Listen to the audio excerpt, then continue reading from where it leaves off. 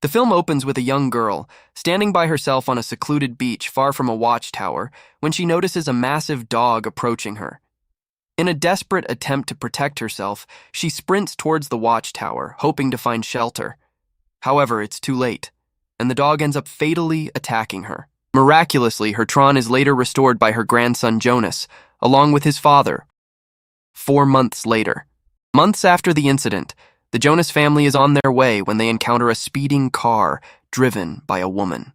In a tragic turn of events, their car collides with a tree, resulting in the death of Jonas's parents.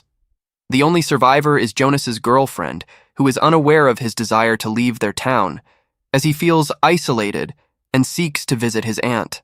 Shortly after the accident, Jonas's grandfather, Friedrich, approaches him and suggests that he can remain at home until he turns 18, at which point he will have the freedom to make his own choices. Jonas agrees with this arrangement and decides to stay for a year. Jonas attended school with his buddies. His old teacher was involved in an accident, and a new instructor named Helena was about to start teaching him German. She began her first class on the beach following the lecture. Afterward, she mentioned to the students that she was relocating to the town and required assistance with her belongings. Jonas Na and Florin Na offered to help her and headed to Alana's house to organize the closets and lay down a rug. By chance, N happened to enter the storage room and found the teacher injured in the same classroom as her German teacher. Despite this, N didn't notice and accidentally injured her leg, which led to her being hospitalized. Helena stayed with her at the hospital. Later, while in the storage room, Helena retrieved a box she had concealed, revealing its contents to be numerous photographs of Jonah. She decided to destroy them the following day. She then requested Jonah to compose a poem and present it at school. Naha was unable to write a poem, so she sought assistance from Jonas, who had a passion for poetry and writing. The following day, she perused the poem. After the lesson, Helena requested Jonas to have a private conversation with her, during which she expressed her admiration for his unique writing style, leading her to believe that the poems Ned had written were his. He returned home and presented her with a poetry anthology.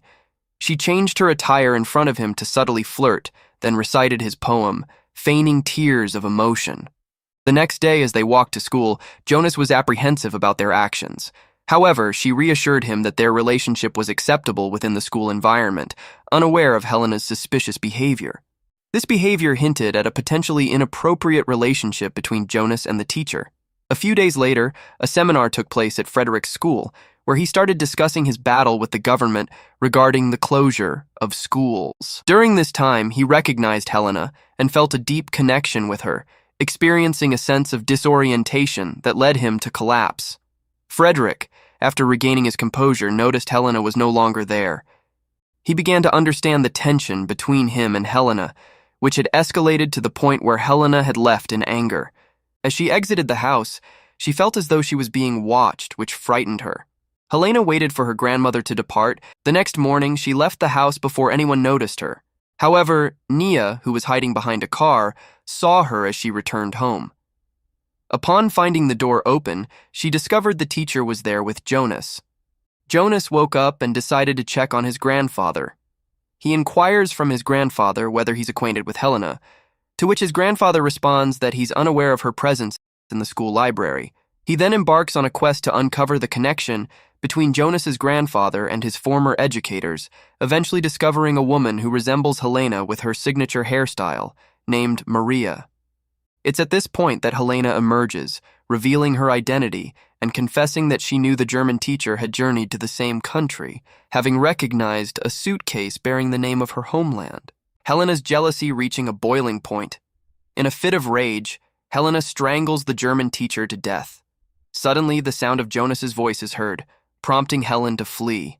When she said she had returned to the library, she began to cry because of her actions, then wrapped the deceased in curtains after completing her task and left the library. She took the deceased's body through the back door of the school and placed it in her vehicle. She also took Nina's bike with her. She then hid the body in a remote location and went back home. Friedrich arrived at the house, but she refused to open the door even though she was aware he was observing her from the window. She intentionally chose not to open the door throughout the night as she was preparing and destroying the drug pills. Later, she got a note from Jonas inviting her to his parents' home, and he provided the address. Upon arriving at his house, he informed her that Nina was missing and expressed his worry. She tried to comfort him, saying she loved him and was jealous, which was the reason for her disappearance. He then explained that their actions were wrong and should not have occurred. She feigned being upset. He attempted to make amends with her. They ended up spending the evening together. The following morning, his grandfather roused him and shared the devastating news he had uncovered. Nina's body had been found on the shore. Friedrich was overwhelmed by the shock, losing consciousness due to a heart attack. He was rushed to the hospital, where the doctor advised Jonas to rest as well. However, Jonas found it difficult to stop crying over his friend's loss. He began to search for clues about Nina's whereabouts, starting with the library. There, he collected all the details about her former teacher. He then found a note from a book that led him to the school's computer, where he was able to identify all the staff members. At the same time, Helena went to Friedrich's hospital. Helena disclosed to the head of the institution that she was Friedrich's offspring and had come to visit him. Upon entering his quarters, he recognized her as Helena. She informed him that Friedrich was her father and that he would always recall her whenever he saw her.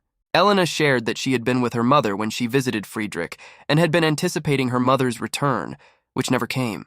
She was waiting for her mother's return when a police vehicle arrived and discovered her mother's body in the water. From that point forward, she harbored a desire for revenge.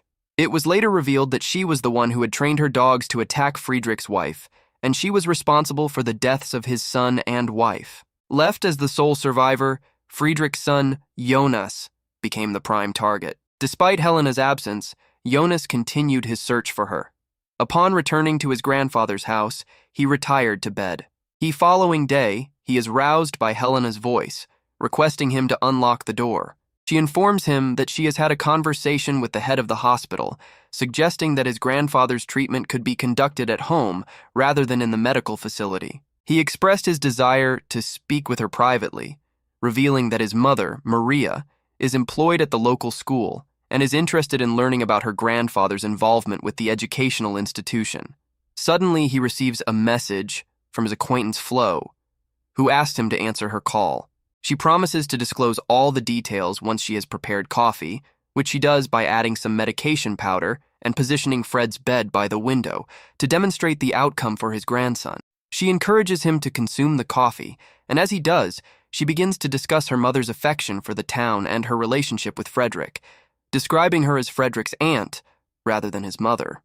The elder relative, who was observing, experienced a seizure and fell to the floor. She then forced Jonas to accompany her to the pool, where she confessed to dosing him with a sedative, intending to drown him. However, he managed to resist and escape from the water. In a fit of rage, Jonas apprehended her.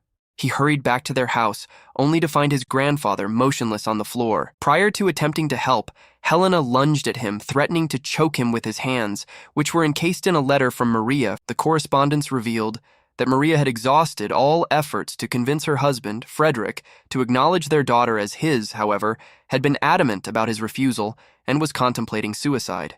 This was the information Friedrich intended to relay to Helena.